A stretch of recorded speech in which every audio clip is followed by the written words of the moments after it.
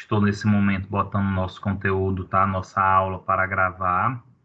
E aí fica à vontade, caso vocês desejem fazer alguma pergunta, algum comentário, tá? E, turma, nossa aula de hoje refere-se a formas farmacêuticas, tá? Esse conteúdo, ele é um conteúdo muito importante, é um conteúdo rápido, simples, mas de muito interesse para o estudo da farmacologia, porque dependendo das formas farmacêuticas, elas influenciam no efeito, na rapidez do efeito do medicamento, na compatibilidade do uso de medicamentos em si, tá? E aí, quando nós falamos em formas farmacêuticas, a gente refere-se à maneira com que o medicamento ele é apresentado ao paciente, ao cliente, né? Então, toda vez que você compra um medicamento, você tem ali um medicamento de acordo com uma forma farmacêutica, tá? Tem uma apresentação. E aí essa apresentação, essa forma farmacêutica, ela pode ser classificada de acordo com o estado físico, né? Como sólida, líquida e semissólida. E essas características, elas influenciam no efeito em si, tá? Então, de modo geral, quando nós pensamos em forma farmacêutica, né? Nós temos aí como definição é a maneira física pela qual o produto farmacêutico se apresenta. Então, os medicamentos, os fármacos, quando são produzidos, os medicamentos desses princípios ativos, eles apresentam algumas características, né? Então, nós temos aí algumas formas farmacêuticas bastante conhecidas, como comprimido, xarope, creme, pomada, elixir, tintura, enema, clíster, óvulo, supositório, solução, loção, emulsão. Então, assim, nós temos várias formas farmacêuticas para o desenvolvimento de medicamento. Contudo, é muito importante nós compreendermos que essas formas farmacêuticas não necessariamente vai ter de todos os princípios ativos. Por exemplo, não é porque eu tenho a dexametasona, que eu vou ter dexametasona comprimido, injetável, inalatória, tópica. Nem todos os princípios ativos é possível desenvolver todos os tipos de formas farmacêuticas, tá? Tem forma farmacêutica, tem medicamento, por exemplo, alguns anti-inflamatórios aí da classe dos aminoglicosídeos, por exemplo, só tem por via tópica, não tem por via oral. Os fármacos que são aí, como o meropenem, imipenem, são fármacos que só tem por via intramuscular, só solução. Então, assim, não significa que nós podemos ou conseguimos fazer todas as formas farmacêuticas de um princípio ativo, tá? E isso tem algumas características associadas. Por quê?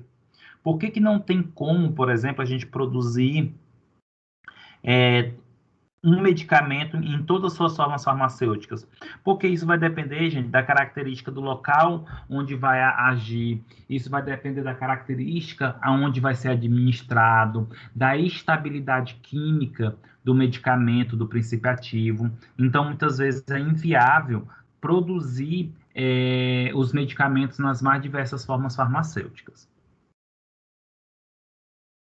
Vou dar um exemplo para vocês aqui. Gente, acredito eu que todo mundo aqui já ouviu falar da insulina, né? A insulina, ela é um hormônio, né, produzido pelas nossas células betas do pâncreas, como também nós temos, turma, nós temos também, como posso dizer, a produção da insulina sintética, tá? Agora, sim, quando a gente fala na insulina em si, né, quando nós pensamos na insulina em si, essa insulina ela é importantíssima aí para ajudar na regulação da glicose, da glicemia. O que é que acontece? Um paciente de modo geral, né, que ele precisa usar insulina, um paciente que precisa usar insulina, possivelmente ele é um paciente que é considerado, a gente chama de insulino dependente, tá? O que seria esse insulino dependente? É um paciente que precisa da insulina para fazer as suas para desenvolver, para favorecer os seus processos aí de regulação da glicemia. Só que o que acontece, turma? Ô, Isa, gostaria de perguntar alguma coisa? Professora, só uma dúvida que me surgiu agora. Boa noite, Boa primeiramente. noite, fica à vontade. Os adjuvantes e os recipientes são a mesma coisa? De modo geral, não. De modo geral, não. Quando a gente fala em adjuvante, só um momento. Quando a gente fala em adjuvante, eles podem ter características diferentes dos recipientes. O que eu posso dizer em relação aos adjuvantes? Eles ajudam em algumas características do medicamento, como também os recipientes. A questão é que, geralmente, esses recipientes, eles têm um perfil um pouco melhor, vamos dizer assim, eles dão umas características melhor ao medicamento. Agora, o que é que tem? Adjuvante e recipiente, eles têm definições diferentes, mas eles têm algo similar. O que seria esse algo similar? Por exemplo, toda substância que está no medicamento, que não tem efeito farmacológico, ou é o adjuvante ou é o recipiente. Ou seja, tanto o adjuvante como o recipiente, eles são substâncias que não têm efeito farmacológicos, certo? Agora, por exemplo, quando a gente pensa em recipiente, eu posso ter, por exemplo, um recipiente que melhora o efeito do medicamento, o que o adjuvante já não faz isso, tá? Só que quando a gente estuda, Isa, essa questão do adjuvante e recipiente, a gente acaba sempre falando que é basicamente a mesma coisa. Mas quando a gente fala de ambos, há uma pequena diferença entre si. Certo, professor, entendi. Então, assim, por exemplo, a cafeína em alguns medicamentos, ela tende a impulsionar um pouco a ação do princípio ativo, certo? Sim. Então, nesse caso, seria um adjuvante, a cafeína? Muito bem, seria um adjuvante ativo, tá? Sim. Certo, professor, obrigada, entendi. Nada.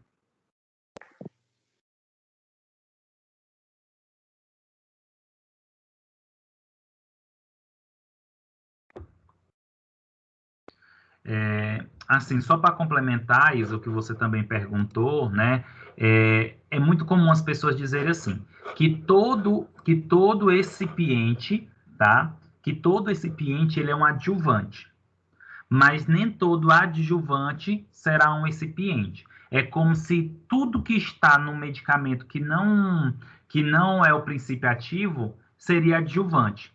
Só que alguns são considerados também adjuvantes ativos, que melhora, por exemplo, como você mesmo comentou, a cafeína. É muito comum encontrar cafeína nos multigripais. E um dos motivos está associado aí, estão associados aí a dar efeito ao princípio ativo, tá? O que eu posso dizer são diferentes, mas são similares nesse sentido, tá? Certo, professor, obrigada. De nada. Eu, particularmente... Peraí, só um momento.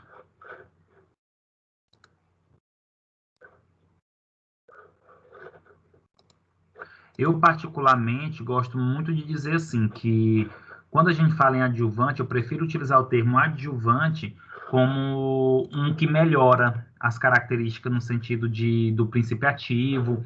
Eu acho mais fiel a palavra adjuvante, né? Do que recipiente. E recipiente seria qualquer outra característica associada ao medicamento. É tanto que vocês vão ver na literatura muitos dizendo que os adjuvantes farmacêuticos ou recipientes são substâncias auxiliares diretamente envolvidas na diversa composição do medicamento, tá? Mas, ao meu ver, adjuvantes têm um papel melhor, no sentido, assim, de dar mais impulso aos princípios ativos. Enquanto os recipientes, eles estão mais associados a uma característica da organoléptica, estrutural, que também os adjuvantes podem fazer. Mas, em outras palavras, é basicamente a mesma coisa. E aí, turma, esses adjuvantes, esses recipientes, eles são muito importantes na composição do medicamento. Apesar deles não terem efeito farmacológico, eles não terem efeito farmacológico, eles são importantíssimos para dar estrutura, para dar característica de dissolubilidade, de desintegração e etc. Mas antes de eu falar para vocês dos adjuvantes recipientes, eu vou voltar à história que eu estava contando do diabetes, tá? Olha só, gente, imagine só um paciente que é diabetes tipo 1. Para quem não sabe, gente, o paciente, quando ele é diabetes tipo 1, ele precisa, para viver, fazer o uso da insulina todos os dias pelo resto da vida, até o momento, né? Quem sabe daqui a alguns anos isso possa reverter. Mas hoje, uma pessoa que é diabetes tipo 1, ele precisa usar o medicamento para o resto da vida. E a diabetes tipo 1 é uma doença caracterizada, manifestada na infância.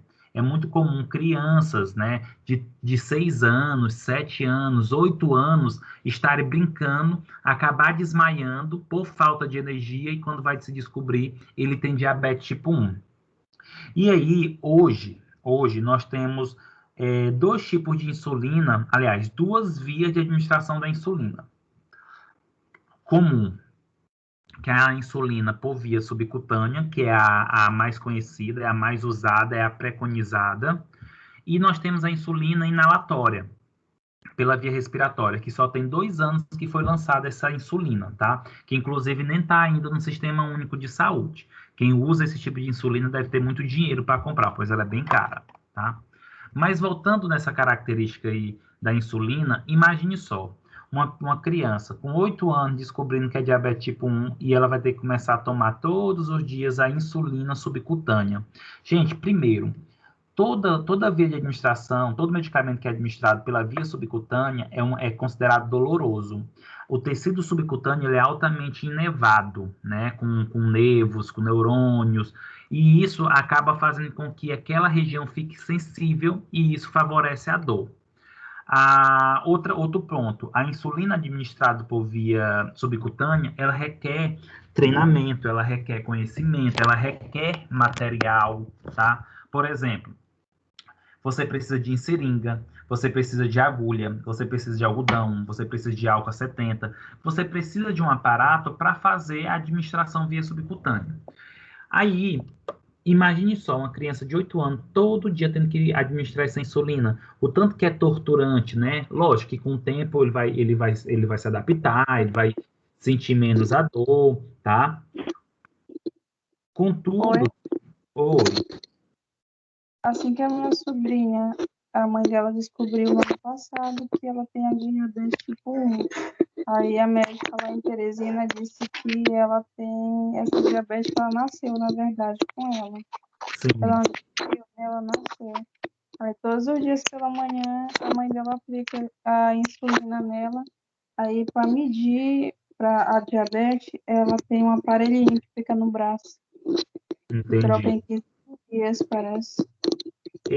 Daniela, a diabetes tipo 1, ela é uma doença autoimune, associada a uma característica autoimune, tá?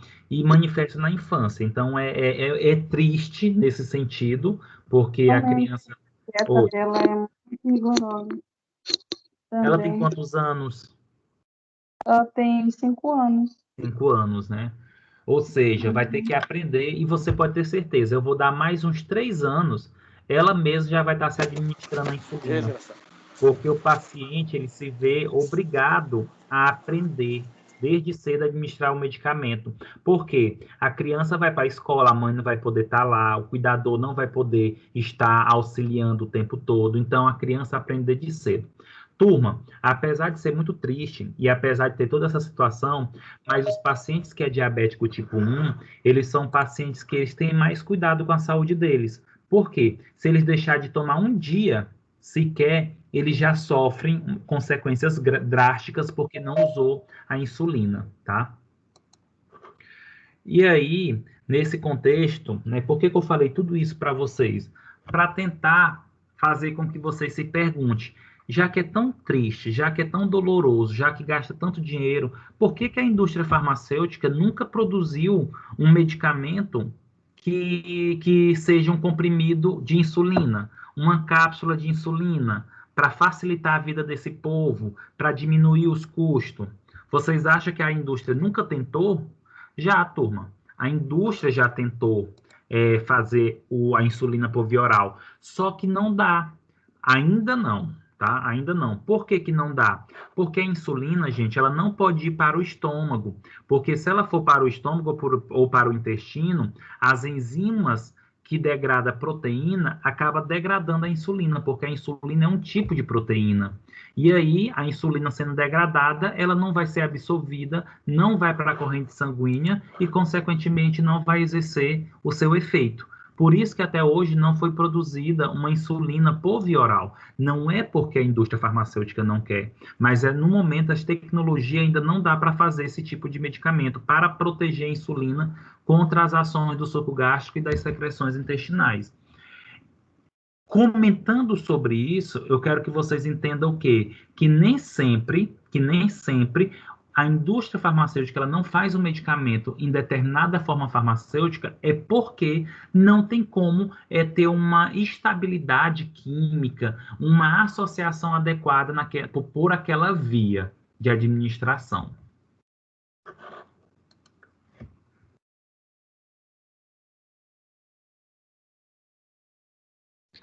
Assim, turma, nós temos aqui o quê? Falando nas formas farmacêuticas. Quando eu falo forma farmacêutica, eu estou falando do medicamento, tá? Então, toda vez que eu falo a forma farmacêutica do produto, então eu sei que aquilo dali é um medicamento.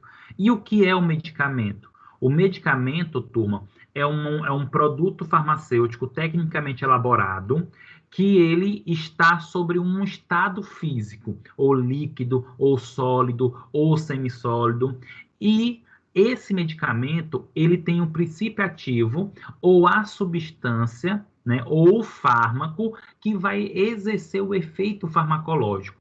Mas, além do princípio ativo, o medicamento também é constituído por outras substâncias, por outros produtos, que não vai favorecer o efeito terapêutico, mas sim vai dar as características físicas, vai dar as características organolépticas do medicamento. Então, por exemplo, quando a gente pega um paracetamol, né? Vamos lá, um comprimido.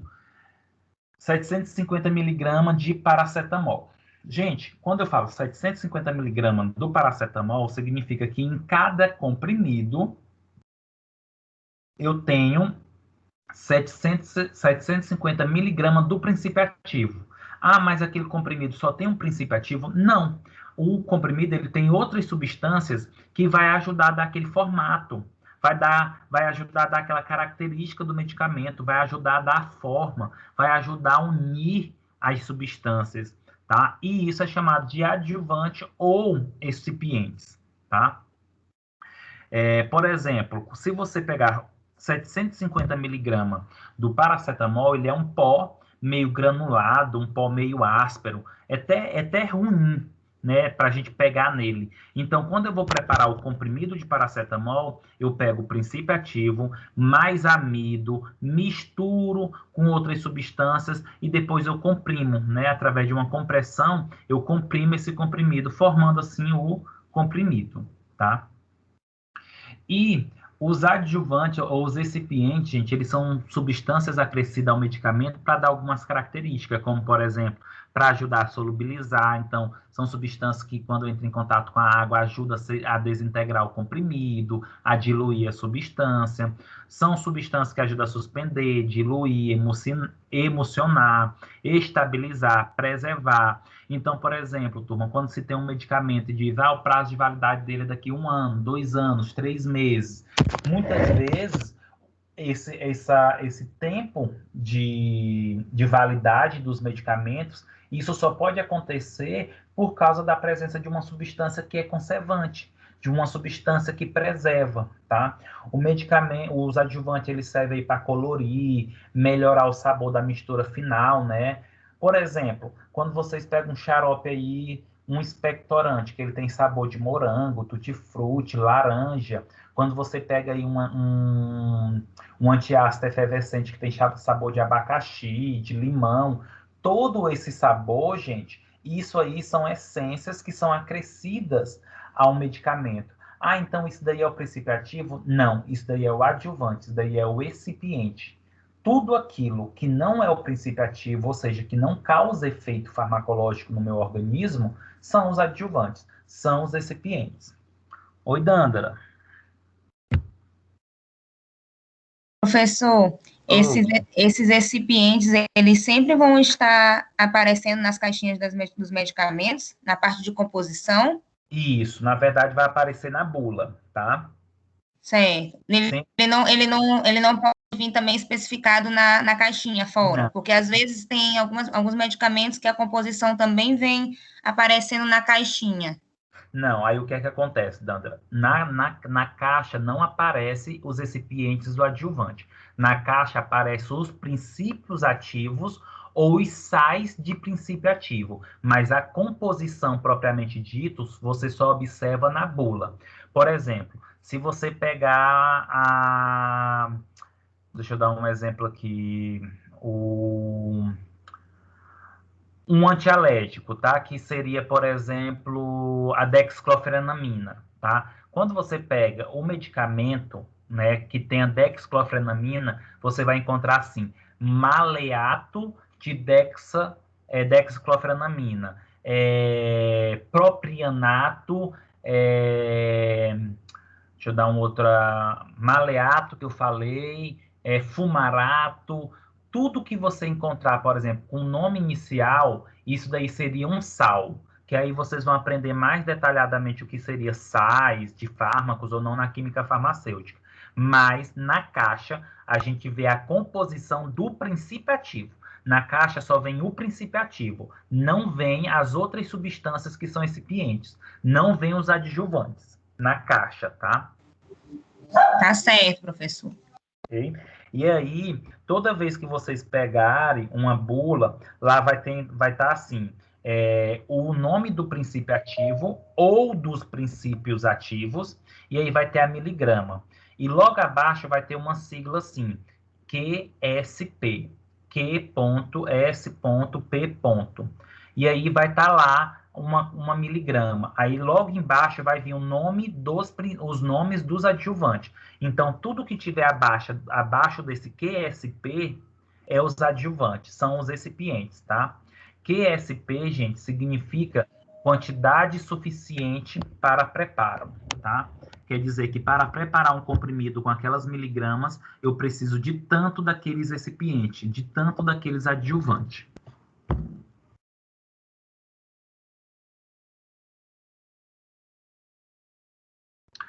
Turma, só pegar uma água aqui, um momento.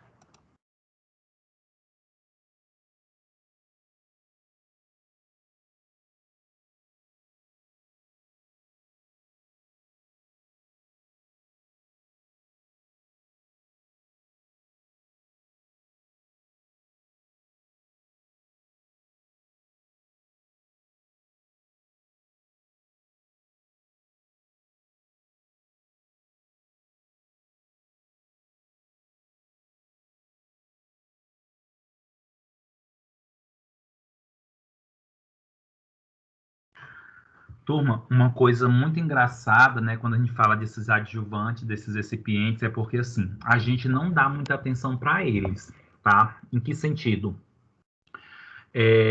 A gente acha, ele não causa o efeito farmacológico, então não é uma substância de nada.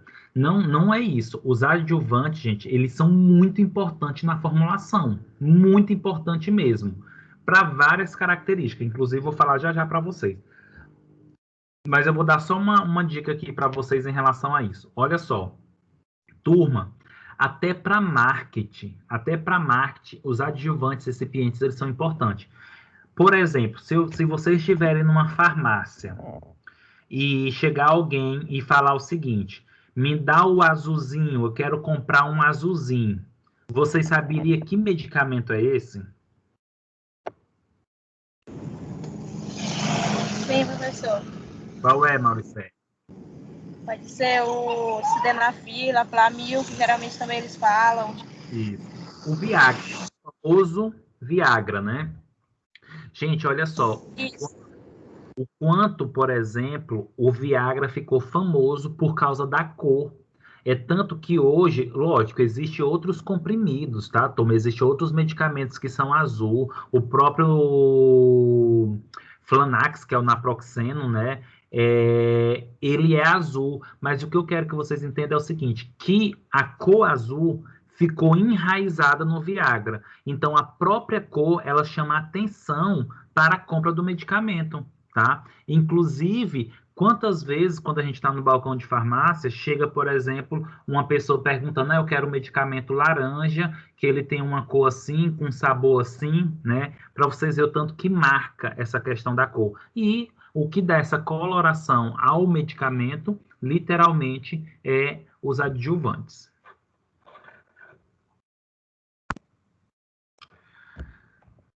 Turma, outra coisa importante em relação a adjuvantes recipientes, como eu falei para vocês, apesar deles não causarem efeito farmacológico, porque eles não são os princípios ativos, nós temos que tomar muito cuidado com uma coisa. Uma vez, eu não sei se vocês já perceberam que quando vai falar de alergia a medicamento, geralmente eles falam assim, a pessoa que tem alergia a alguma substância presente no medicamento, por favor, né? Não consumir, não ingerir. Por que que eles não falam assim? Pessoas que têm alergia ao princípio ativo não podem fazer o uso do medicamento. Por que que eles falam as substâncias presentes no medicamento? Porque, assim, os adjuvantes, os recipientes, apesar deles não ter efeito farmacológico, por isso que eles são adjuvantes, por isso que eles são recipientes, mas eles podem induzir ao nosso sistema imunológico o reconhecer aquilo como estranho e causar alergia. Então, muitas vezes, quando um paciente ele tem alergia a um medicamento, talvez nem seja por causa do princípio ativo, pode ser uma outra substância que tem na composição do medicamento, e que pode ser um adjuvante, que pode ser um recipiente, tá? É igualzinho, por exemplo, quando vai falar de vacina. Eu tenho alergia à vacina. Não, você não tem alergia à vacina. Talvez você tenha alergia a alguma composição da vacina, como, por exemplo, algumas vacinas, elas são produzidas pelo processo de fabricação, ela acaba tendo proteína do ovo, tá? E aí, pessoas que têm alergia ao ovo, à proteína do ovo, não pode tomar essas vacinas, porque senão vai desenvolver a crise alérgica. Então, você não tem alergia como se diz, a substância ativa, ao vírus em si, tá? O AF, né, que é o ativo farmacêutico. Você tem alergia, é uma composição para a produção da vacina.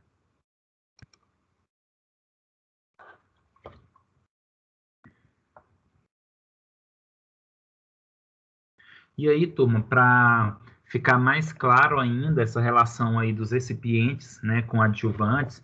Recipientes, né, como adjuvante é qualquer material além dos ativos que existem numa formulação farmacêutica, tá? E eles têm várias funções, como, por exemplo, ajuste do volume e massa da formulação. Como assim, turma? Vamos imaginar, olha só, turma, imagine só, vamos pegar aí um anticoncepcional. O anticoncepcional, turma, gente, às vezes eu dou uma pausa, é por causa que eu estou aqui admitindo alguns alunos que estão entrando ainda, tá? O que que acontece? Quando nós pensamos aí, por exemplo, em anticoncepcional, muitas vezes, se vocês observar, gente, os anticoncepcionais, eles têm uma concentração bem pequena, tá? E aí, por ter essa concentração bem pequena, precisa, por exemplo, acrescentar massa, precisa acrescentar um produto aí para que possa favorecer o volume, para ajustar a massa. Por exemplo, não sei se vocês conhecem o anticoncepcional Selene, né? Bastante conhecido. O anticoncepcional Selene, turma, ele tem dois princípios ativos, né? Que é o etilenestradiol e o ciproterona, que são aqui estrogênio e progesterona, tá? Olha só, turma, o etilenoestradiol, a concentração dele, se não me falha a memória, é de 0,035 miligrama. Ou seja, é muito pequena essa concentração. Então, se eu pegasse 0,035 miligrama e te entregasse, praticamente não ia nem dar na ponta do teu dedo. É muito pouco. Mas como então que o paciente vai consumir essa substância? Aí eu pego essa substância bem pouca e coloco dentro de um volume maior. Eu coloco amido, por exemplo, tá? Eu coloco amido ali para dar a massa, para dar o volume, para assim eu poder fazer um comprimido e, consequentemente, dar para o meu paciente, dar para o meu cliente. Deu para entender isso, turma? Essa questão do ajuste e a massa do volume, ou não? Então, muitas vezes vai ser necessário fazer o uso aí, tá, dessas substâncias em si, para dar esse volume, para dar essa massa em si, tá? Ó, só para vocês terem ideia, depois, quem tiver a curiosidade, eu tô olhando aqui a bula do selênio, só para vocês terem ideia, gente. O selênio, ele tem como recipiente, por exemplo, a povidona, o amido de milho, celulose microcristalina, tá? Esse amido de milho, gente, essa celulose, ela só vai servir para dar volume, só para dar a massa, para formar depois o comprimido, tá? Além disso, os recipientes, eles ajudam aí na coerência física de partículas com drogas ativas, tá? Quando a gente fala coerência física, é porque muitas vezes essas drogas, esses princípios ativos, eles podem ter moléculas de tamanhos diferentes, partículas maiores, menores, pontiaguda, cristalina, e aí quando se coloca o recipiente, ele acaba facilitando a aderência dessas partículas ativas, tá? Os recipientes também, gente, ajuda aí a controle e desintegração de comprimido, tá? Como assim?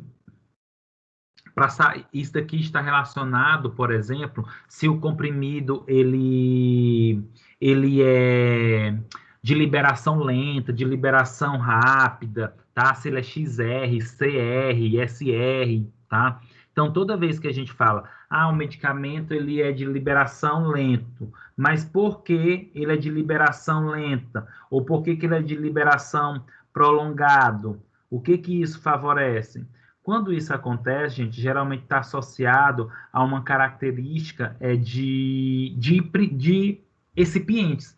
Existem recipientes que ajudam ao comprimido se desintegrar mais rápido, ou recipientes que ajudam ao princípio ativo, o medicamento desintegrar mais lentamente.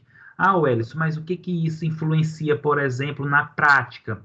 Gente, isso daí está totalmente associado a efeito, né? Se eu tenho um medicamento, por exemplo, que ele é um medicamento que está associado a uma liberação prolongada, significa que esse medicamento vai liberar o princípio ativo por mais tempo. Então, o efeito também vai ser prolongado. Por exemplo, turma, toda vez que vocês encontrarem a sigla, por exemplo, SR, né, que essas siglas aí, turma, são siglas oriundo do inglês, significa liberação sustentada ou liberação prolongada, tá? Um exemplo, gente, é o Voltaren SR, tá? Voltaren é o diclofenaco, que ele acaba tendo essa liberação prolongada, ou seja, a ação anti-inflamatória por mais tempo, tá? Mas o que favorece, né, essa questão por exemplo, eu não sei se vocês já ouviram em alguma caixa de medicamento, por exemplo, a sigla DI. A sigla DI, gente, ela significa desintegração instantânea. O que seria isso? O medicamento, ele chegou no estômago, imediatamente ele começa já a desmanchar e desintegrar, na verdade, o termo correto. E o que isso influencia, né? A rapidez na ação. Quanto mais rápido, por exemplo, desintegrar, mais rápido vai ser absorvido e mais rápido vai ter o efeito farmacológico. Um exemplo aí, por exemplo, de medicamento que é DI é o Biofenac, Biofenac DI, que é o diclofenaco também, de etilamônio, que é um anti-inflamatório. Tudo isso que eu comentei para vocês, literalmente, turma, está associado a uma presença de recipientes, tá?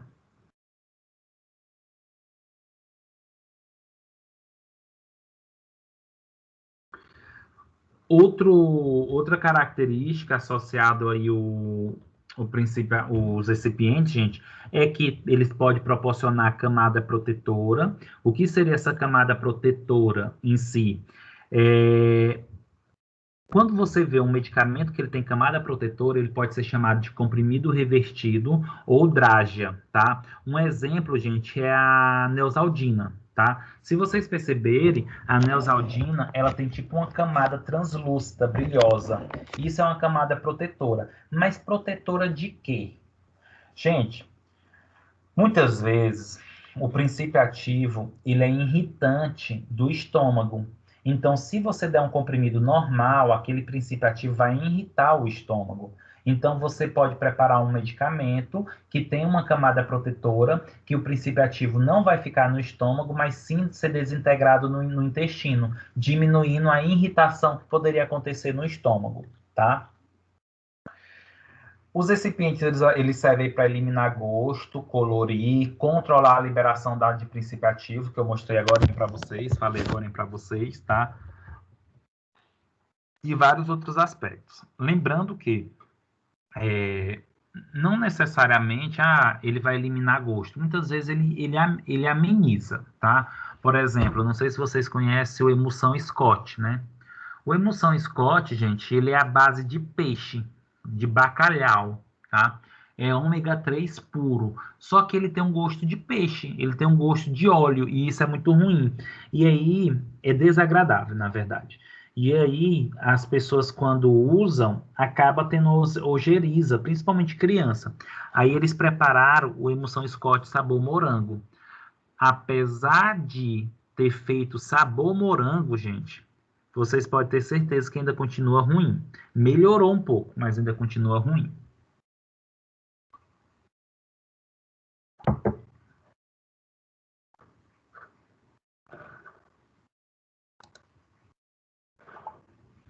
Alguma pergunta, turma? Alguma dúvida?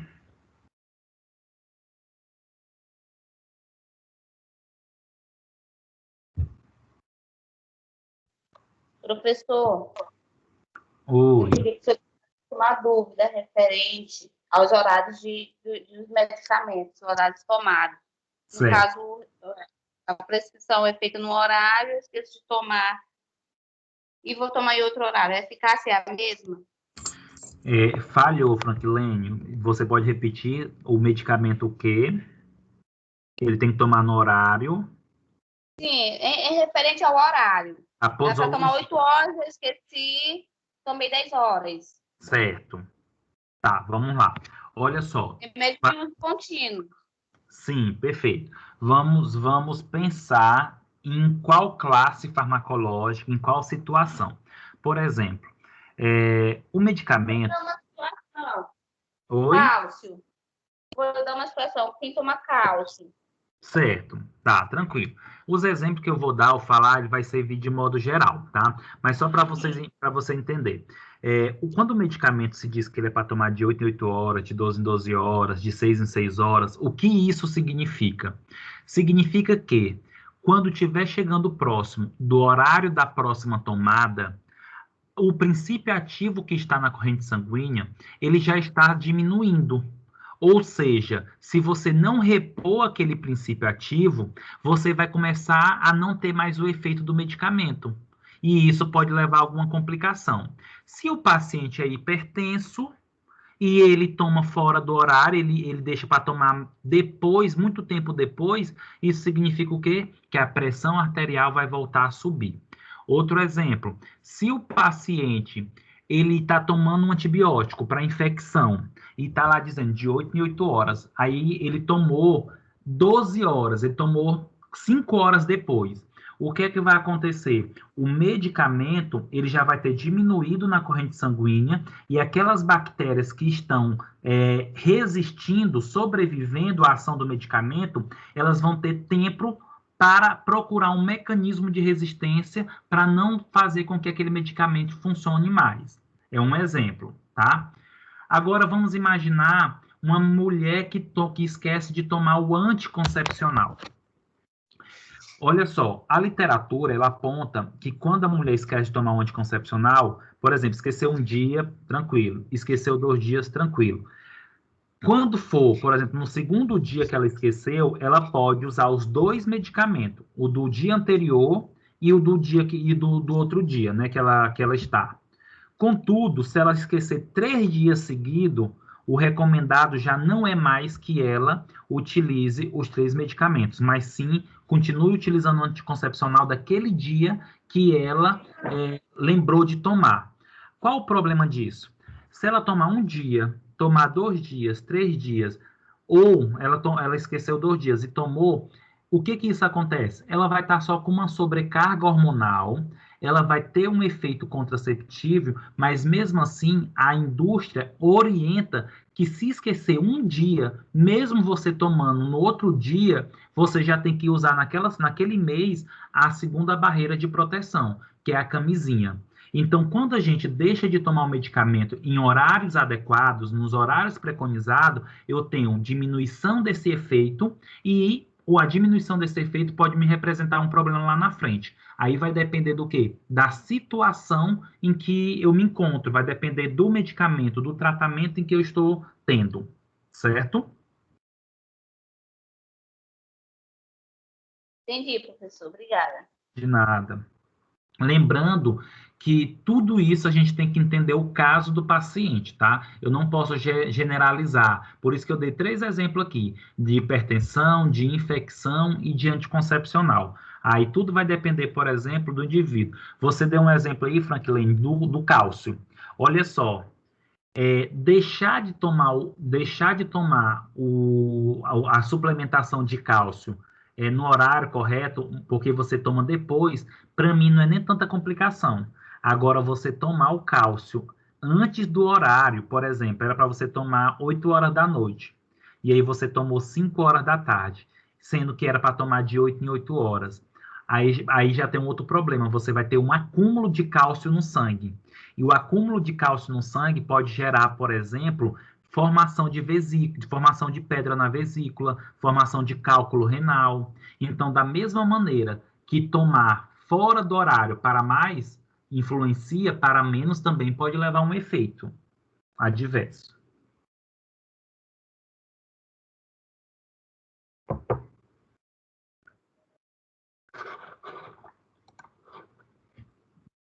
E aí, turma, a partir de agora, nós vamos estudar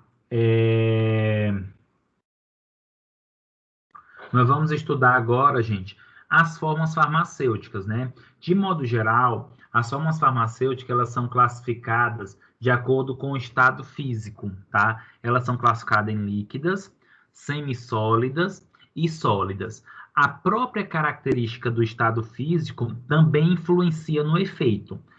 Possivelmente, vou dar um exemplo para vocês, ver se vocês conseguem me responder aí. Se, por exemplo, tem um paciente que ele está com febre, aí vocês vão dar um paracetamol, tá, para ele.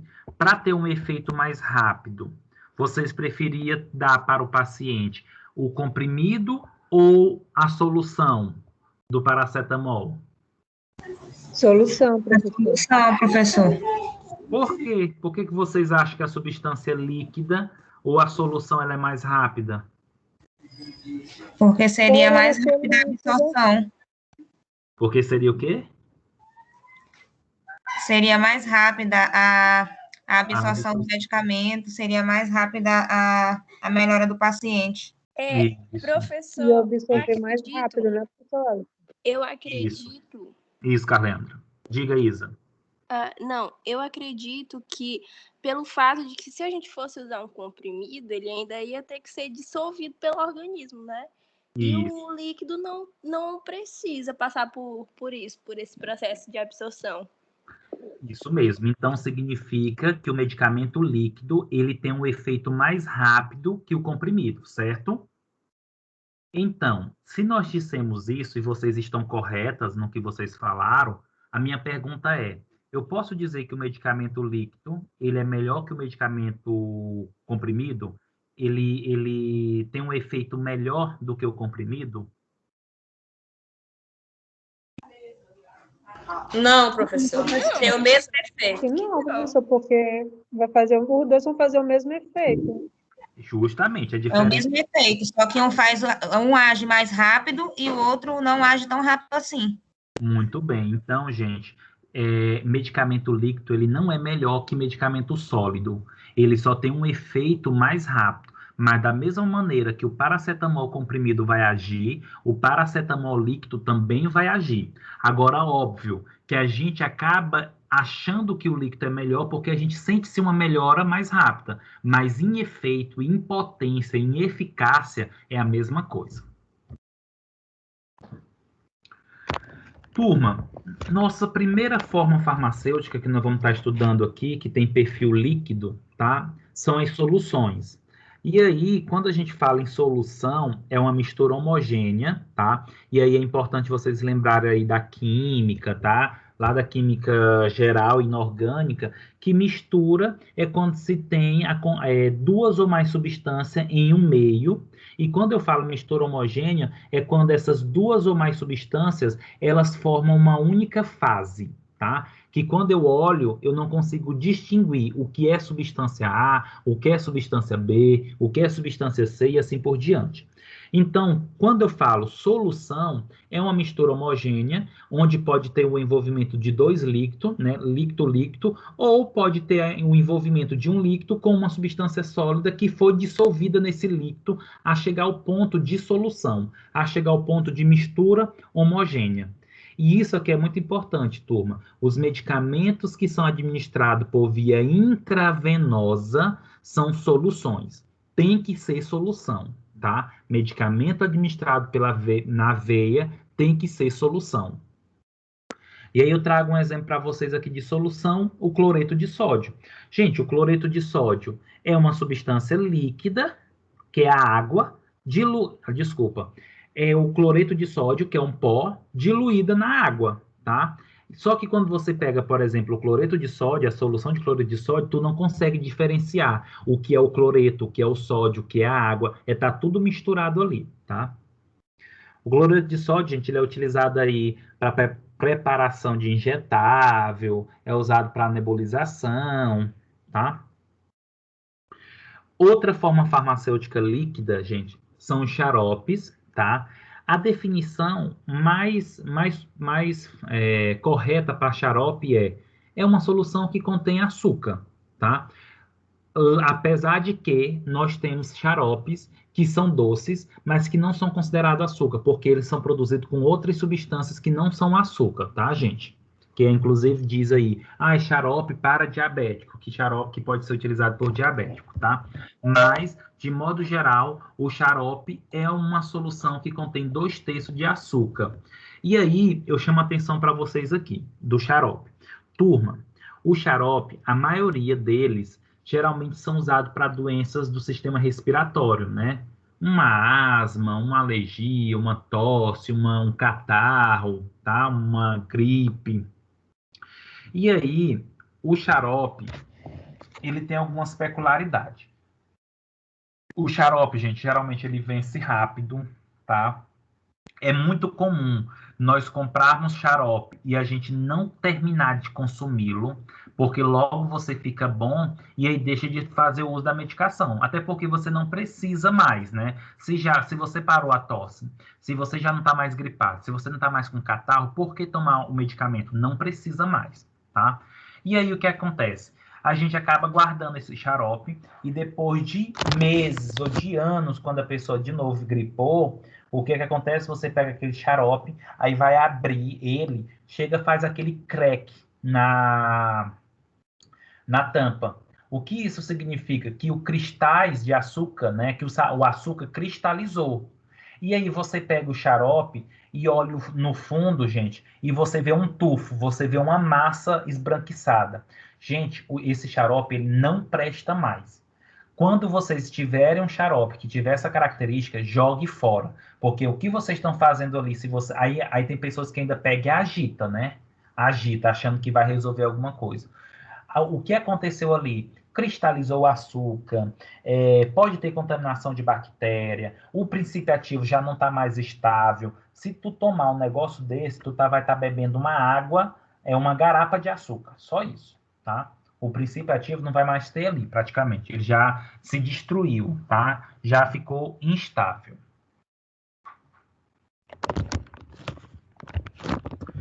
E, além disso, gente, o xarope é um produto que ele é muito facilmente para se contaminar com bactéria. Por quê? Porque ele é rico em açúcar, né? E muitas bactérias utilizam o açúcar aí como substrato.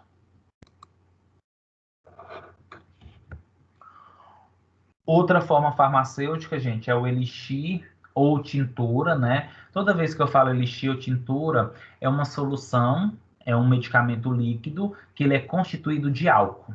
Ele é constituído por uma porção alcoólica, tá? Em torno de 20%. Inclusive, quando você toma esse medicamento, que é um elixir, quando você toma a tintura, você percebe o sabor do álcool, você percebe o teor alcoólico. Um exemplo, gente, biotônico Fontoura.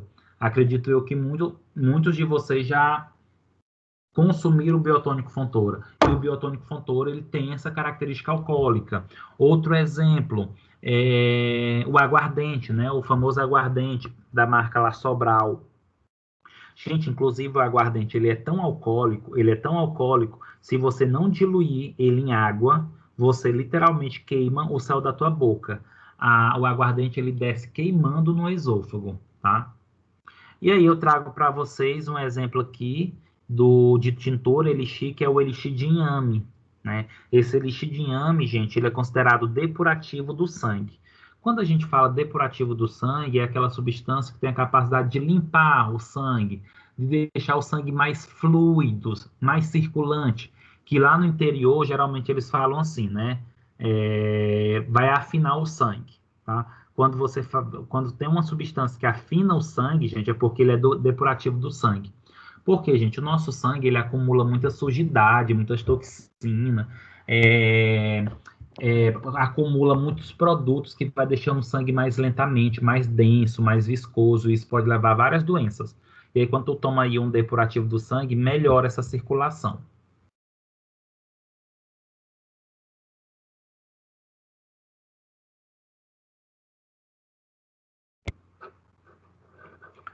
Outra forma farmacêutica líquida, gente, é a suspensão, tá? E aí, quando a gente fala suspensão, o próprio nome diz suspensão, suspender, ressuspender. É quando você compra um medicamento que ele é um pó, tá? E aí, para você usar esse medicamento, você tem que colocar um líquido, geralmente é uma água purificada, uma água filtrada, uma água mineral. E aí, o que que acontece? Você agita esse pó nessa água, ou seja, você ressuspende o pó que estava lá embaixo, esse pó agora fica basicamente em toda a solução, em toda a mistura. A suspensão ela é considerada uma mistura não homogênea, tá? Ou seja, significa que ela jamais vai ficar homogênea, ela sempre vai ficar uma parte diluída e uma parte não diluída. E aí essa suspensão ela pode ser usada por via oral, pode ser passada na pele, por exemplo, tá? Um exemplo aí, gente, que eu trago para vocês é o Flagyl. O Flagyl, ele é um antiprotozoário, que é o metronidazol, tá? Que é muito utilizado aí para o tratamento das giardias, da amebias. Uma outra suspensão bastante conhecida pela gente, que é bastante utilizada, é aquela amoxicilina, sabor morango, né? Sabor morango, sabor tutti-frutti, alguma coisa assim, tá?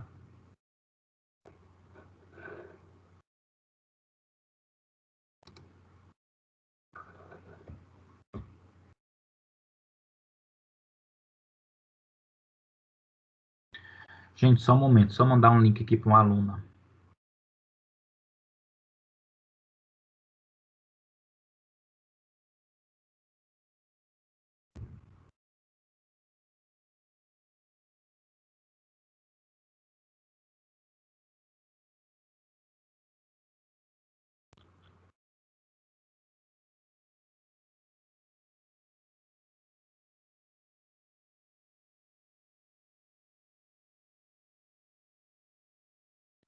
Turma, aí dentro dessas características aí de solução e etc e tal, nós temos aqui a emulsão, tá? Emulsão, gente, é uma substância de modo geral, é um medicamento, de modo geral, que é uma preparação líquida, e essa preparação líquida está associada a líquidos immiscíveis, como, por exemplo, óleo e água. É tanto que se você pegar uma emulsão, você percebe o quanto que ela é oleosa, porque as substâncias presentes ali, elas não se misturam entre si, porque tem uma parte hidrofóbica e uma parte lipossolúvel, tá? Aí eu trago para vocês o exemplo da emulsão Scott, tá? Que eu acho que vocês já consumiram também, era muito solicitado, muito usado por criança, né? Gente, a emulsão Scott, ele é um medicamento que ele é a base, na verdade, ele é um suplemento mineral, tá? É um suplemento vitamínico, vamos dizer assim, que tem como principal composição o ômega 3 extraído de óleos aí de bacalhau, tá? O emulsão Scott, gente, ele está muito no imaginário de muitos adultos, tá? Por que ele está nesse imaginário? Porque, de modo geral, turma, era muito comum associar, por exemplo, o emulsão Scott com o biotônico Fontoura, tá? O biotônico Fontoura, ele é um suplemento mineral também, muito rico em ferro, e ajuda a aumentar o apetite. E o emulsão Scott também tem essa característica. O que se faz, na verdade, muito para enganar as crianças, né? Pega o leite condensado e coloca dentro da emulsão Scott. Gente, quando se coloca o leite condensado dentro da emulsão Scott, a única coisa que está fazendo aqui é dando um sabor. É encantando a mente da criança para que a criança possa utilizar essa emulsão, tá? Isso não vai melhorar efeito, não vai melhorar a característica da emulsão Scott, é só para dar mesmo um saborzinho aí e enganar a mente aí dessas crianças.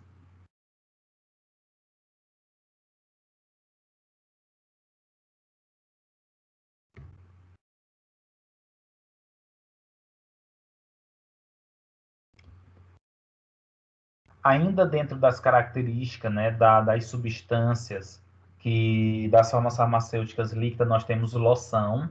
Gente, loção é um medicamento que ele é destinado ao uso externo, tá? Ao uso externo. E aí pode ser líquido ou uma substância ou medicamentos semilíquidos, né? Ou seja, que não se misturam tanto. E nessa loção tem aí o princípio ativo ou não, e que deve ser em forma de suspensão ou solução e é destinada a uso externo, tá? E aí, quando eu falo uso externo, é de modo geral em todo o organismo, tá? Em toda a superfície do organismo, não importa se é no pé, se é no cabelo, tá? Aí eu trago para vocês um exemplo aí de loção, que é o Foldan. O Foldan, gente, tem como princípio ativo o tiobendazol.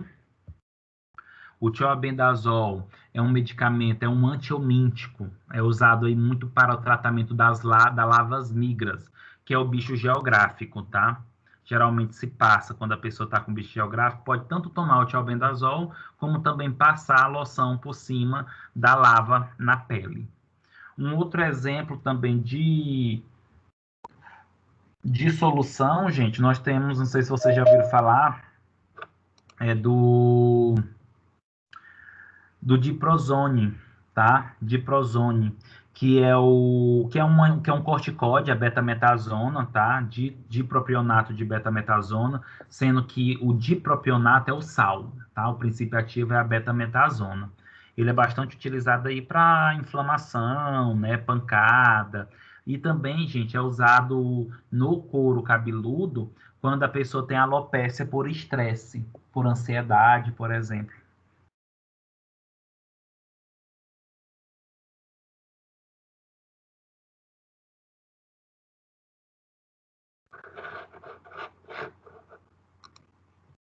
Não, tá não. Oi.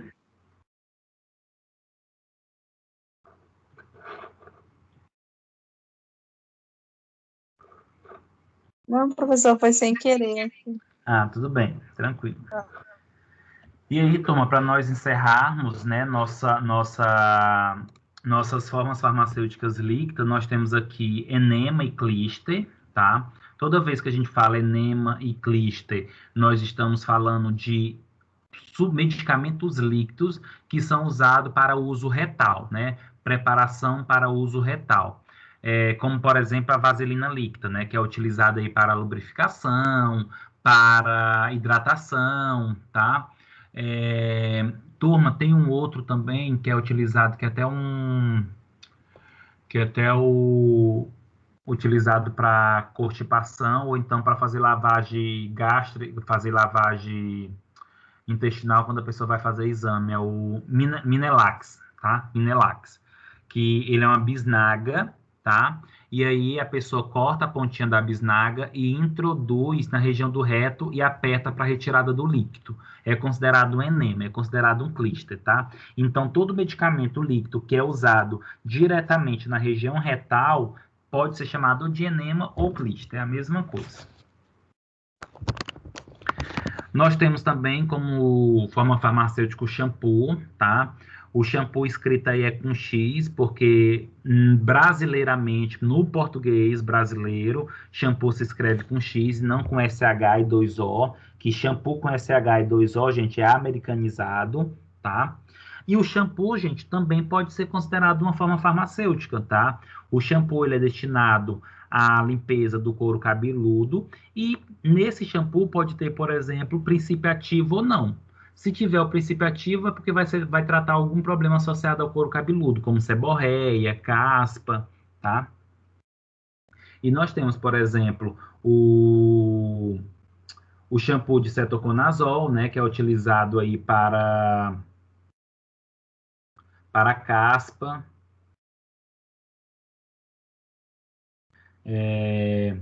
Tem também, por exemplo, o Scabin, né? O shampoo de Scabin, que é utilizado aí para piolho, por exemplo.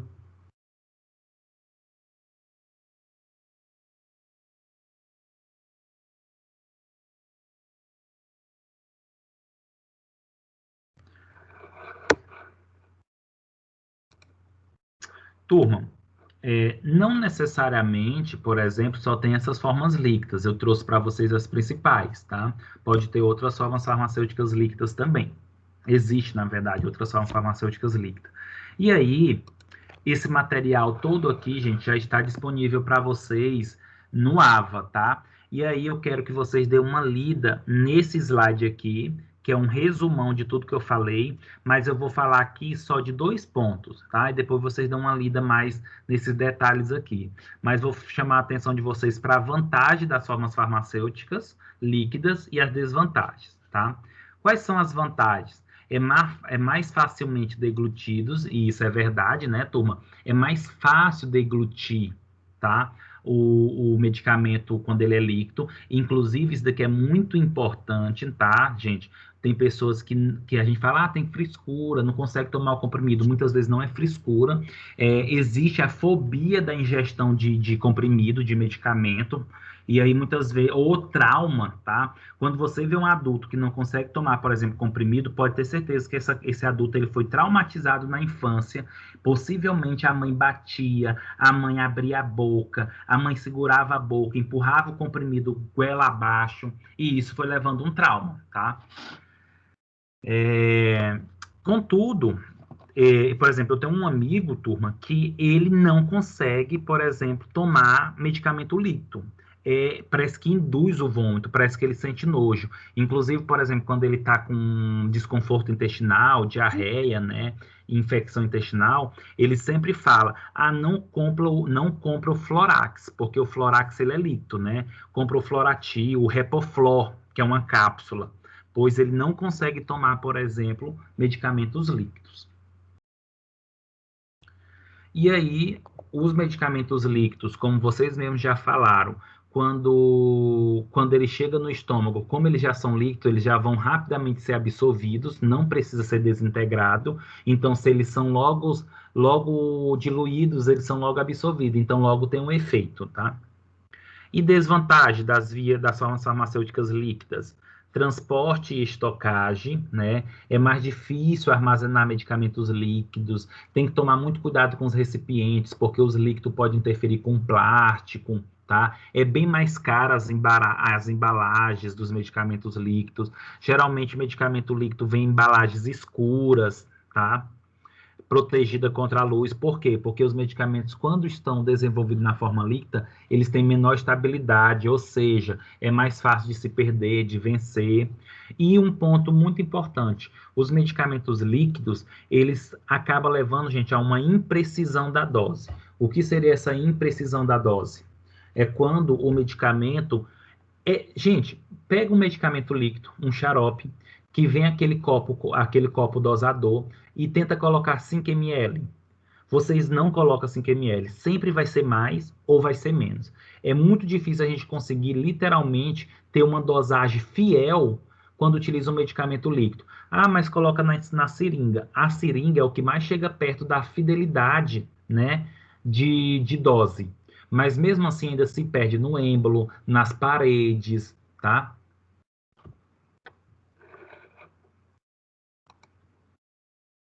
Turma, alguma pergunta sobre formas líquidas? Algum comentário? Posso prosseguir? Professor, Oi, Dandra. professor, o soro que a gente compra na farmácia, qual é a validade dele depois que a gente abre? Soro fisiológico? Aí tá dando retorno da... Esse mesmo. É o soro fisiológico, é isso? Esse, professor. Tá. Na verdade, Dandra, vai depender do... Foi a Cleidman ou foi a Dandra que perguntou? Cleidmar. Cleidmar, tudo vai depender do laboratório, tá? Mas geralmente eles têm um prazo de validade após a abertura de 2 a 3 meses. Só que hoje também já tem alguns sistemas de vedação, porque muitas vezes o que acontece é o fato de você abrir o soro fisiológico e ficar uma abertura muito grande. Aí entra oxigênio, isso vai oxidar o soro, o cloreto, entendeu? Mas o prazo geralmente é de 2 a 3 meses sobre refrigeração. Até isso vai influenciar. Mas não existe um padrão. Precisa se ver qual é o laboratório e como eles fazem esse soro, porque muitas vezes ele pode utilizar recipientes diferentes, que dá uma conservação maior ou menor, tá? Mas geralmente 3 meses. E eu sei que a gente passa até ano com esse soro fisiológico dentro da nossa geladeira, né? Aí quando a gente vai usar, a gente acha que está usando soro fisiológico, mas a gente só está usando água gelada. Professor, Oi, Danda. eu tenho, na verdade, é só uma curiosidade. Tá. Medicamentos líquidos, o efeito deles é tão rápido quanto o medicamento que é aplicado na veia ou não? Não. Aplicado na veia ainda assim é mais rápido a ação, né? Imediatamente, Dandra, imediatamente. Vou dar um exemplo, né, de quando eu trabalhava em farmácia, né? Era muito comum eu aplicar o Buscopan em mulheres que estavam tendo cólica. Chegava, Dandra, lá na farmácia, mulheres aos prantos, de choro, de dor.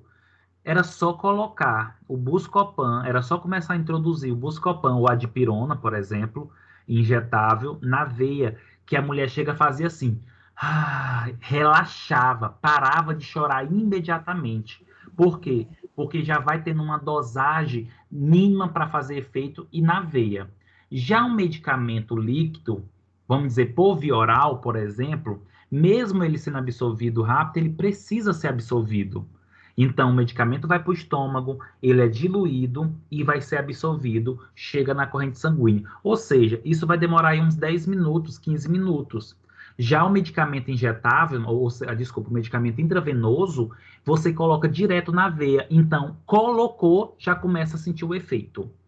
Porque não tem a fase da absorção. A via intravenosa não tem a fase da absorção, enquanto as outras vias têm. Certo. Eu perguntei porque eu não tenho costume de tomar medicação líquida, eu não consigo. E aí foi só mesmo por uma curiosidade, porque quando eu sinto alguma dor muito forte, por exemplo, cálculo renal, eu tenho muito problema de cálculo renal. E aí eu não tomo Buscopan líquido, né, que seria o efeito mais rápido, eu não tomo. Então, quando eu sinto alguma dor assim, quando eu tenho alguma crise, eu vou direto para o hospital para tomar já mesmo na veia, porque eu sei que o efeito vai ser mais rápido e que eu vou melhorar logo, porque a dor de cálculo renal, meu Deus do céu, ninguém merece. Se assemelha, Dandara, à dor do parto, né, como as pessoas falam. Eu não sei, porque eu ainda não participei de nenhum parto, Ainda não Mas teve, se né? for mesmo, então eu já sei que eu estou pronta para ter um parto. Mais alguma dúvida, gente? Turma, eu só vou pegar uma água e a gente inicia as semissólidas.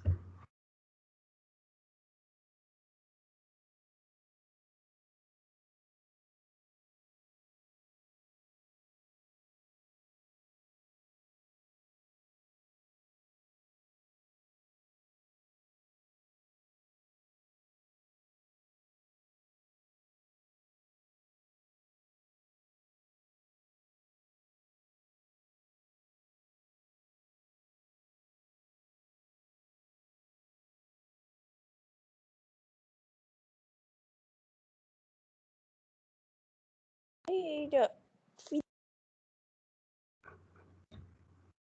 Turma, em relação às formas farmacêuticas semissólidas, nós temos aqui, de modo geral, as pomadas e creme. Gente, pomada e creme, basicamente, é a mesma coisa, tá? Mesma coisa. A diferença, assim, mais claro para vocês, é que a pomada, ela acaba sendo um pouco mais oleosa, tá? E aí, quando a gente fala assim, em relação à pomada, a pomada ela tem uma composição predominantemente de materiais gordurosos, como, por exemplo, vaselina, lanelina, parafina líquida, a própria vaselina. Ou seja, 80% da pomada é óleo e em torno de 20% é água, tá? Já o creme, tá? Já o creme é uma forma semissólida que ela tem uma característica oleosa e aquosa, só que ela é menos oleosa do que a água. O creme, gente, ela acaba, de modo geral, sendo absorvido um pouco mais rápido. Então, uma pessoa que utiliza um creme logo sente um toque mais seco, tá? Passou o creme, é absorvido, não fica com aquele aspecto oleoso, tá?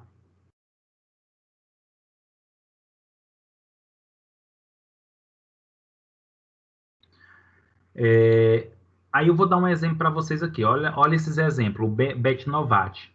Nós temos a betametasona, Betnovate, e a betametasona creme, também Betnovate. Ou seja, tem aí, de modo geral, um creme e uma pomada da mesma substância, que é a betametasona, que é um corticóide, tá, turma?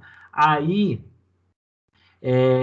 nessa característica, a pomada e o creme vai ter o mesmo efeito? Vai ter o mesmo efeito, que é corticóide, é betametasona, mas qual seria a principal característica, assim, como é que vocês poderiam dizer, é melhor para isso a pomada, é melhor para isso o creme?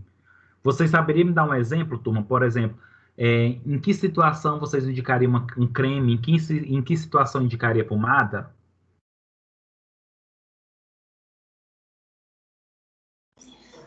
Acredito que a pomada, professor, se tiver ressecada, seria melhor. Em pele seca, né? Lesões secas, não é isso? Isso. Perfeito. Olha só, gente, realmente a pomada geralmente é indicada em lesões secas, tá? Ou seja, que não tem muita secreção. E além disso, a pomada ela é indicada também como posso dizer, em pequenas áreas. Você não vai espalhar a pomada, por exemplo, você tem um ralado nas costas grande, uma lesão nas costas. Não é adequado passar muita pomada, não é adequado, se a lesão for grande, usar a pomada, e sim o creme, tá? Já o creme, turma, é mais fácil por ele ser mais mole, é mais fácil utilizar em grandes áreas e também é indicado em lesões úmidas, tá? Já com secreção. Deu para entender essa diferença, gente, de pomada e creme? E isso, não que isso vai influenciar em muita coisa, tá? Se você pegou uma lesão seca e passou um creme, tudo bem. Vai exercer o seu efeito de qualquer maneira. O problema é que o creme vai acabar ressecando um pouco aquela lesão que já está seca. Entendeu?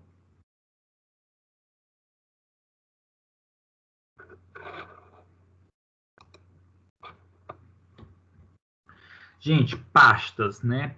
Pasta também é semissólido, né? Então, são misturas de pós insolúveis, agregada a glicerina e água, cuja parte oleosa penetra na pele e fica na parte de pó suspensa na superfície. Em outras palavras, quando a gente fala pasta, é uma forma farmacêutica, gente, que geralmente é para ser utilizado sobre a superfície da pele e tem uma composição oleosa e tem um pó. Essa composição oleosa, ela acaba penetrando na pele e o pó fica aderido, por exemplo, à pele, à superfície da pele, tá?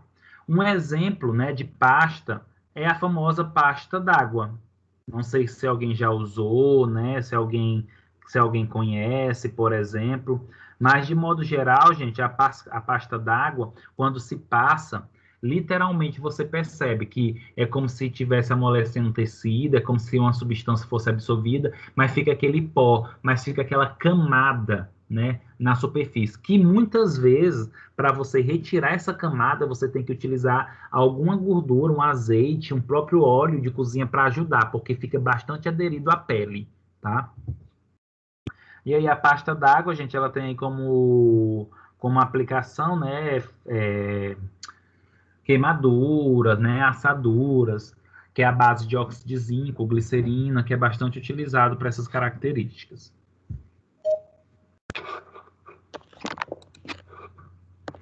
Um outro exemplo aqui, gente, de forma semissólida, nós temos o gel. Gente, na percepção de vocês, o gel, eles penetram muito bem na pele ou não?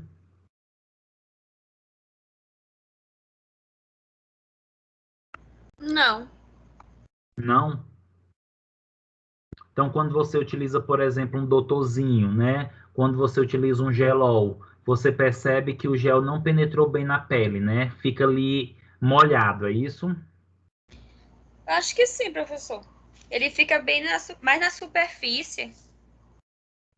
Justamente, Cledimar. Na verdade, gente, se vocês perceberem, quando você pegar, por exemplo, um doutorzinho, né? Um gel aí de arnica ou outra coisa. Quando vocês pegam o gel, a primeira coisa que vocês fazem é passar na pele e esfregar, massagear, friccionar. Quando você faz isso, você melhora a penetração do gel. Então, logo some. Mas se você pegar o gel e colocar sobre a pele e não friccionar e não massagear, aquele gel não vai penetrar. Ele vai ter dificuldade. Por quê? O gel, gente, ele tem uma característica aquosa. Por ter uma característica aquosa, tem dificuldade de penetrar na pele, porque a pele ela é constituída de células muito juntas e as células são formadas de membranas lipídicas, que acabam impedindo a entrada, a passagem de grande quantidade de substâncias aquosas.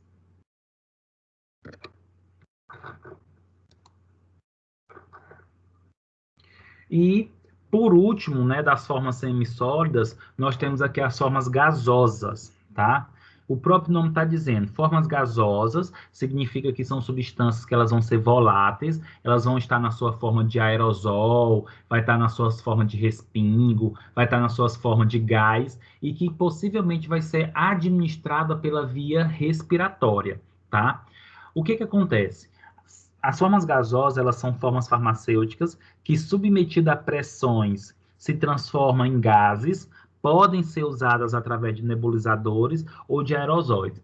Gente, uma coisa que eu percebo muito que alguns alunos confundem é essa questão da forma gasosa. Achar que toda substância, para ser administrada por via respiratória, tem que ser um gás. Mas não. Turma, olha só, basta ter uma substância e essa substância, sobre pressão, ela se transformar num gás. Um exemplo, quando você vai fazer a nebulização em um bebê, em uma criança, você está colocando ali soro fisiológico. O soro fisiológico ele é líquido, mas sobre a pressão do nebulizador, ele se transforma em vapor. Tá? É igualmente quando vai se utilizar, por exemplo, a bombinha para asma, né? Que geralmente está associada aí ao salbutamol, tá? Desculpa, gente. Um corticoide, não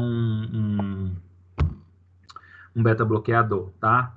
É um agonista adrenético. Na verdade, as bombinhas geralmente são corticoides, tá? Ou então um agonista adrenético. Ali dentro daquela bombinha tem um pó, que é o princípio ativo. Mas quando tu aperta, né, o êmbolo, quando tu aperta a alavanca ali, você dá uma pressão e a pessoa acaba inalando, acaba transformando em pó. Acaba transformando, desculpa, em gás, em vapor. É semelhante, turma, ao desodorante. Os desodorantes, turma, tem uma parte que é gás e tem uma parte que é pó. Aí, quando a gente vai usar, a gente tem que agitar, tá? E dar pressão com aquele disparo. Essa pressão transforma aquele pó em forma de vapor. E aí sai como vapor, como aerosol, tá? Trago aqui para vocês... Oi, Professor, Cleide. Oi. com relação a essas formas gasosas, eu nunca usei, não sei o nome exatamente, mas não tem aqueles atletas que quando ficam machucados lá, vem o fisioterapeuta e aperta um spray, tipo para amenizador? Sim, tu tá falando de uso tópico, né? Ali é um gás, né? O Isso, efeito, ali é um... mas eu acho que o efeito dele é igual ao do gel, né? Fica mais na superfície. Justamente, justamente. Ali é um gás, ali é um vapor, só que aqui é um gás, um vapor que as partículas vão aderir na pele, porque a ação tem que ser local, o efeito vai ser local. E sabe por que, Cledimar, que eles preferem utilizar aquele gás, aquele vapor, aquele aerosol, por causa do machucado? Imagine só a pessoa estando ralada, estando ali com edema, estando ali com hematoma, inchado, inflamado, a pessoa vir com um gel e massagear, ou vir uma pomada, um creme, o quanto que vai doer? E quando tu utiliza o gás, tu utiliza esse vapor, tu utiliza esse aerosol, não dá pressão. Então diminui a pressão sobre a lesão. E aí a pessoa sofre menos, sente menos, tá? Então, o benefício mais é relacionado a isso, né, professor? Mas se comparar com o gel, o efeito do gel é melhor, certo? Olha, eu vou dizer que sim por um motivo. Por um motivo. Porque quando tu utiliza um gel, um creme, uma pomada, nesse caso que tu está comentando, eu estou concentrando mais a substância naquela região. Agora, quando eu utilizo um aerosol, geralmente eu perco grande parte da substância. No vento, no ar, na posição que eu vou aplicar, tá? A não ser que você pegue e aplique bastante na região para compensar isso, tá? Mas geralmente o gel ele teria um efeito melhor por causa da quantidade de substância que você está colocando no local. Agora, eu vou ser bem sincero, eu prefiro que ninguém pegue no meu machucado. Imagine só ralar o joelho e ter aquele ralado mesmo e simplesmente ver uma pessoa e passar uma pomada. Passar um gel vai arder muito, porque além da substância arder, possivelmente, vai ter a mão da pessoa pressionando. E o tecido já está muito sensível, tá? É melhor não ter essa pressão, não ter essa sensibilidade. E aí, turma, um exemplo, né, de substância que pode se transformar em forma gasosa é o alotano, né, que é o flutane. Esse alotano, gente, ele é um anestésico, tá? Muito utilizado nas cirurgias. O povo diz que é o gás da felicidade, né? Por que que é o gás da felicidade, gente? Começou a inalar o alotano, você começa a dormir, o que nós chamamos de sono dos justos. Imediatamente você apaga, tá? Por quê?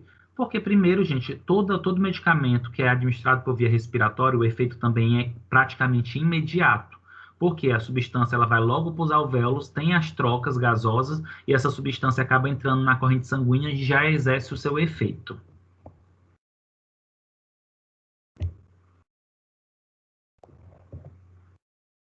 Turma, alguma pergunta sobre formas semissólidas? Posso prosseguir?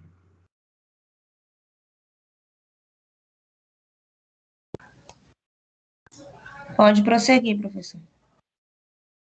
Ótimo.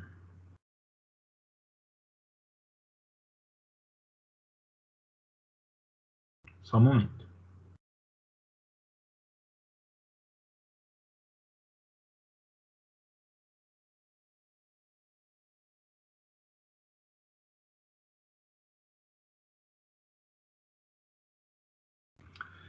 Turma, e aí nós vamos agora nesse momento, né, de modo geral, falar sobre as formas sólidas, né? Quando a gente fala forma sólida, De modo geral, nós temos aí os medicamentos que têm uma característica sólida, mas que não significa que ele só pode ser sólido. Eu posso também, por exemplo, diluir esse sólido em um líquido, tá? Assim, nós temos os pós, tá? Os pós, gente, são formas secas de medicamentos que geralmente são misturados adjuvantes, e aí, dependendo do adjuvante que é misturado, nós temos uma característica de pós gorduroso, pós de forma misturada a formas vegetais, como amido e fécula. Resumindo, os pós, gente, eles têm uma característica de granulometria. Como assim? Os pós são formas secas de medicamento, mas que têm o tamanho vamos dizer assim, da sua esfera bem pequeno. É como se fosse, por exemplo, o sal de cozinha. O sal de cozinha, gente, é um pó, tá? É um pó. E um exemplo de pó bastante conhecido por vocês é o bicarbonato de sódio, que é encontrado em supermercado, naquela seção de tempero, tá? Que aí, quando entra em contato, por exemplo, com a água, acaba favorecendo aí a diluição, tá? Só um momento.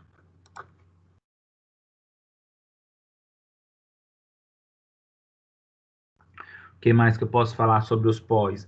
Na verdade, turma, isso está associado basicamente a essa característica aí,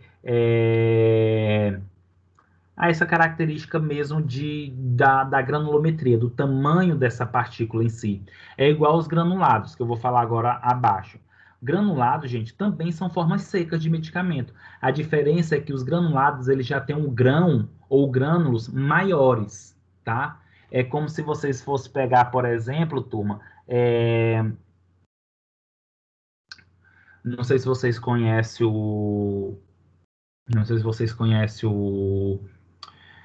aquela farinha de tapioca, né, que é bastante usada aí, por exemplo, no açaí. É como se aquela farinha de tapioca ela fosse um grânulo, tá?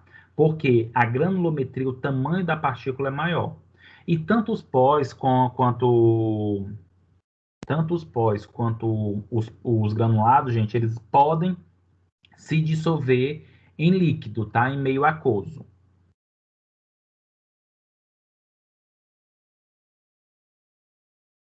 Um exemplo aí de granulado, gente.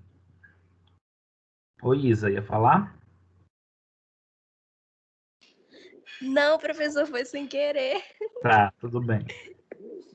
Um exemplo aí, turma, de granulado, nós temos o acetilcisteína, que é o fluimicil. Eu não sei se vocês conhecem, tá? Fluimicil. Ah, gente, eu acabei lembrando, por exemplo, um exemplo de pó também, não sei se vocês conhecem aquele permanganato de potássio, tá? Que é um roxinho, que é muito utilizado aí para coceira, para tratamento de pele, quando a pessoa está com catapora, para diminuir as coceiras das feridas, tá? Ele também é um pó. O que vai favorecer essa questão é a granulometria, tá bom? Voltando aqui para os granulados, tá? Não sei se vocês conhecem, gente, esse fluimicil. O fluimicil, ele é um expectorante, tá? É um fármaco utilizado aí para o tratamento de muco, de secreções respiratórias, tá?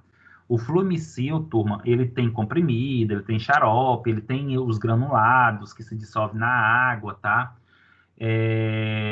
Turma, pense num medicamento fedorento, esse fluimicil, principalmente quem já fez inalação. Eu já tive o desprazer, né, de ter que fazer inalação com fluimicil e simplesmente, sabe aquele cheiro de esgoto que é liberado naqueles dias quentes, que parece que ferve o esgoto debaixo do solo e sai aquele vapor? O fluimicil, ele tem um cheiro semelhante, tá? É altamente desagradável o cheiro. O bom é que nós temos tendência a se adaptar com o cheiro. Então, logo, logo, o seu olfato se adapta e você já não percebe tanto.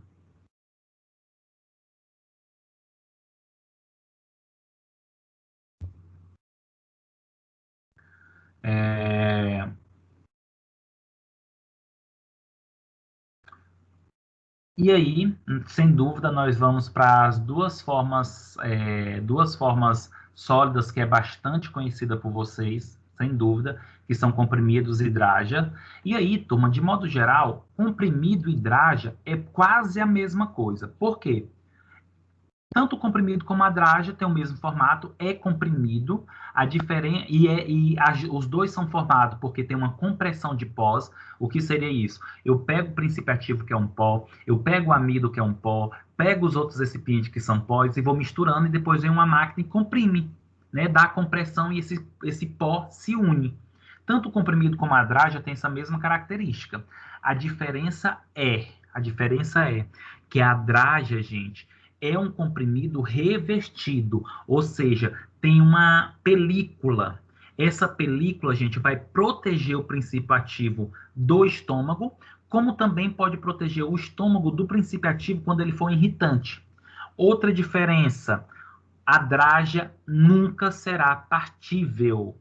Draja nunca será partível, porque se partir a Draja, ela perde a característica de Draja. Ela deixa de ter o revestimento, tá? E o comprimido, quando ele tem o suúco, quando ele tem aquela linha no meio, que é chamado de suúco, ele pode ser partível, tá? Somente quando ele tem aquela linha. Quando não tem aquela linha, não pode partir o comprimido.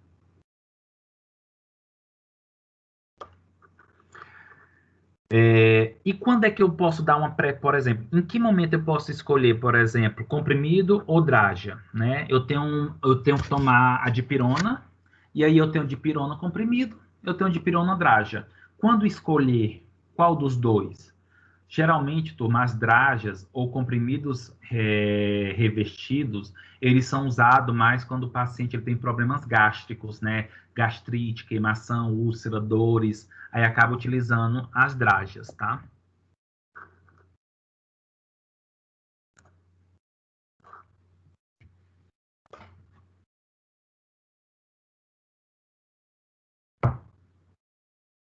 E aí, nós temos aqui, turma, a forma sólida chamada cápsula, né? E existe vários tipos de cápsula, mas de modo geral, gente, o que são as cápsulas em si? Na verdade, turma, as cápsulas, elas são formas sólidas que no seu núcleo tem um princípio ativo, é revestido geralmente de um pó ou de um líquido, e a sua camada é uma camada de gelatina, tá? Como assim, camada de gelatina? Gente, se vocês pegarem, por exemplo, uma cápsula e abri-la e tirar o pó, porque se você pegar a cápsula e apertar ela com um pó dentro, com um líquido dentro, ela vai ser bem resistente. Mas quando você tira aquele pó, tira aquele líquido, você fica apertando a cápsula, ela começa meio que a aderir, né? Ela fica aderindo na sua mão, ela acaba sendo mole, tá? Por quê? Porque a cápsula é formada aí de gelatina, tá? E qual a importância dessas cápsulas? Gente, as cápsulas, elas acabam favorecendo o quê? A proteção do estômago contra substâncias irritantes, porque se aquela substância ela for irritante, acaba colocando na cápsula para ela passar para o intestino e não irritar o estômago. Gente, a maioria dos antibióticos, eles são formados eles são feitos na forma de apresentação de cápsula, porque muitos antibióticos, eles acabam sendo irritante, a substância acaba sendo irritante, tá? Gente, se o medicamento está dentro de uma cápsula, é porque ele tem que ser liberado, ele tem que ser desintegrado no intestino, porque a cápsula ela é resistente ao estômago, então jamais se deve abrir essa cápsula, tá? Jamais se deve abrir essa cápsula. Lógico, gente, tem algumas ressalvas aí, tá? Por exemplo, tem alguns medicamentos que as pessoas têm que preparar essas cápsulas para dar por algumas vias, que não é a via oral, mas isso daí são raras exceções, são exceções que tem, tá?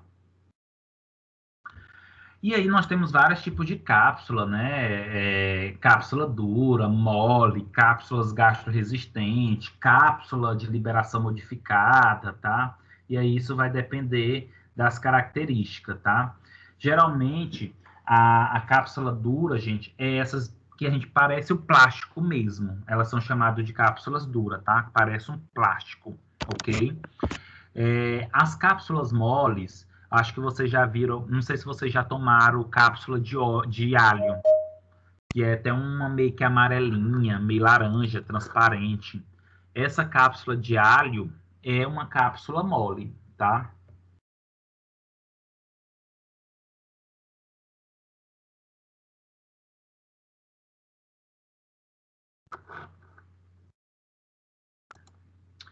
E, por último, turma, nós temos os supositórios e óvulos, né?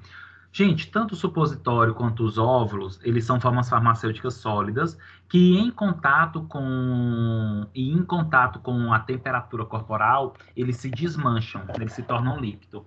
O supositório, ele é utilizado para, para a região retal, enquanto o óvulo é utilizado para a região vaginal, tá? Sendo que aí eu trago um exemplo para vocês aqui do supositório de idometazina, que é o Idocid, tá? Esse supositório de idometazina, ele tem característica anti-inflamatória, geralmente é usado aí para quando a região anal está com fissura, fístula, hemorroidas, tá? É quando a pessoa tem, por exemplo, constipação, ressecamento e vai defecar e acaba inflamando a região retal. E aqui o abocresil, gente, é um medicamento, é um óvulo, né?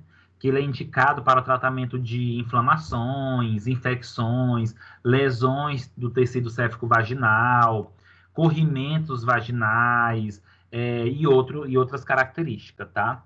Como se fosse um óvulo. E ele tem na forma do gel, ele tem na forma de loção, de solução, tá? E vai depender da maneira com que você vai comprar.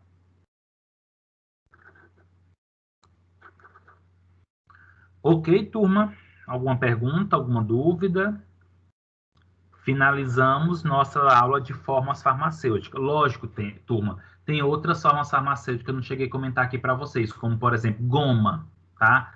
Goma é um tipo de forma farmacêutica, tá? Inclusive, por exemplo, não sei se vocês já viram, mas o Redoxon, turma, ele criou, né, a vitamina C em forma de goma, tá? E aí acaba sendo uma forma farmacêutica, tá? Geralmente as gomas, por exemplo, elas são edulcoradas, né? Elas são doces, elas são coloridas, tá? Acaba mascarando o sabor do princípio ativo, ok? Tranquilo?